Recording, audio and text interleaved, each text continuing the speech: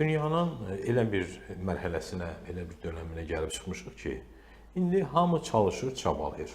Böyük və kiçik olmasından asılı olmayaraq, bütün dövlətlər, böyük siyasi quruluşlar var olmaq, yeni dünya düzəninə bir formada keçə bilmək üçün böyük mücadilə içindədirlər.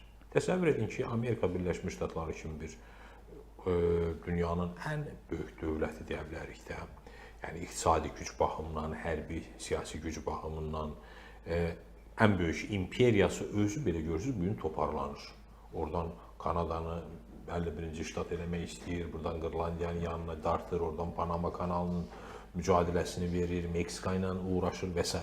Təsadüfi deyil. Çünki bugünkü administrasiya, Trump administrasiyasında nə qədər çox fərqli görünsə də, nə qədər çox deyək ki, o klassik mühafizəkar dəyərlərin, qərb dəyərlərinin, nə bilim, xristian mədəniyyətinin qorucusu kimi çıxış eləsə də, yəni iş baxışda güya bir mühafizəkar siyasi dəsti xəttin tərəfdarı olub, sanki köhnə bütün o dəyərləri qorumağa çalışan bir ideoloji izləsə də, o da başa düşür ki, dünya dəyişir, yenilənir və yeni dünya düzəninin şərtlərinə uyğun bir güncəllənmə aparır.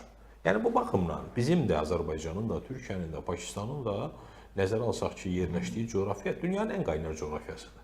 Və dünyanın müxtəlif coğrafiyalarında bəlkə də əsrlərlə nə müharibə olubdur, nə savaş olub, nə konflikt olub. Məsələn, mən heç xatırlamıram ki, deyək ki, Avstraliyada nə vaxtsa böyük bir savaş olsun, yaxud da elə Amerikanın özündə o vətəndaş savaşından sonra Güney Amerikada məsələn bilmirəm nə vaxt ciddi problem yaranıb.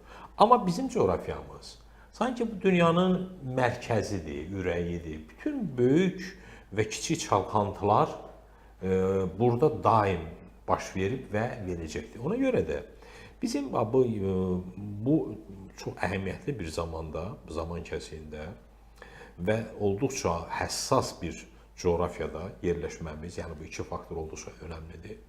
Bundan çıxış edərək, əlbəttə bizim də bir güncəllənməyə ehtiyacımız var.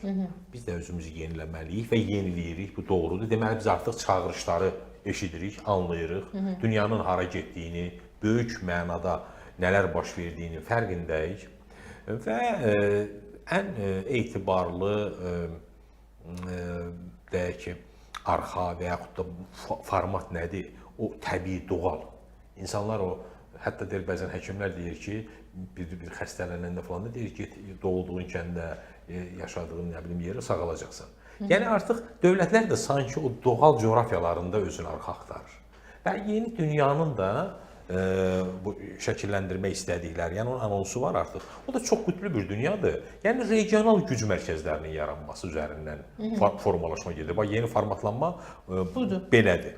Bu baxımdan da biz həm dost dövlətlərik, biz dost xalqlarıq. İndi Türkiyə ilə biz əslində eyni bir millətin qurduğu fərqli iki dövlət olsaq da, amma Pakistanın da biraz getsə, indi Paşa böyük məsələləri daha yaxşı bilir, bəli. Yəni elə hətta orada bir millət, üç dövlət ifadəsində işlətlər də olur. Məncə bu da çox uğurlu bir ifadə idi. Bu həm də bir üç ayaqdır, sac ayaqdır. Üç ayaq üzərində bu bir yaxşı çəyirdəkdir, bünövrədir. Bunun üzərində mən düşünürəm ki, yeni dünyanın bir qütbü formalaşa bilər və yəqin ki, formalaşacaqdır.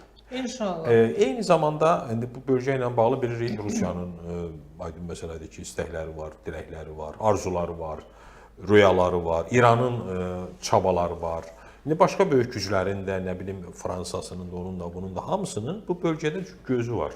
Elə bu günlərdə, məsələn, deyək ki, bu Rusiyanın Xarici İşlər Nazirinin Ermənistana gəlməsi, oradan müəyyən mesajlar verməsi təsadüfi deyildi.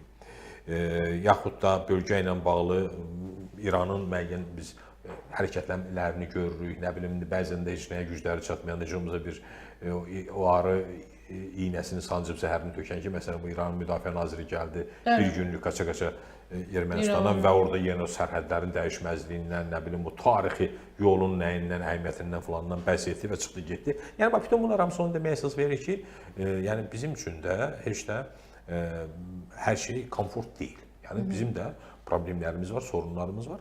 Yəni bu baxımdan da bizim müttəfiqlərimizin, strateji müttəfiqlərimizin və ən əsası da təbii, doğal dostlarımızın, qardaşlarımızın çox əhəmiyyətli bir gündə Respublika, indi həm Respublika günüdür, həm müstəqillik günüdür.